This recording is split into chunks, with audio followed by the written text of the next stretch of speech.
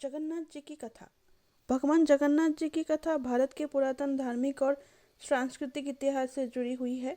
जगन्नाथ जी को भगवान विष्णु के एक रूप में पूजा जाता है, विशेषकर उड़ीसा राज्य के नगर में स्थित उनके विश्व प्रसिद्ध मंदिर में। यह मंदिर चारों धामों में से एक है और भक्तों के लिए अत्यधिक पवित्र स्थल माना जाता है।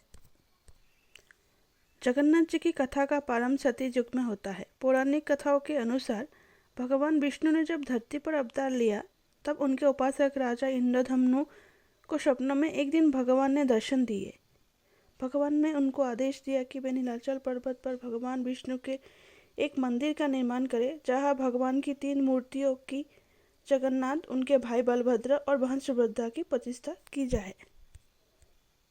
इस बस सपनों के बाद राजा इंद्रधनु ने नीलाचल पर्वत की यात्रा की और वहां एक मंदिर का निर्माण करने का निश्चय किया। लेकिन भगवान की मूर्तियों की स्थापना के लिए उनकी एक कुशल शिल्पकार की आवश्यकता थी।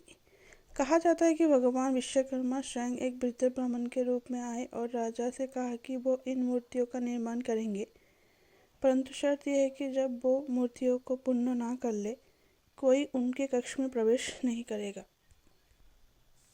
राजा ने उनकी शर्त स्वीकार की और वृद्ध शिल्पकार मूर्तियां बनाने लगे।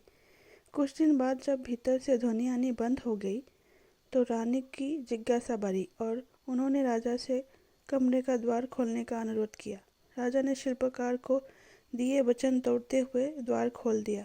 भीतर मूर्तियां अधूरी थी और शिल्पकार गायब हो चुके थे।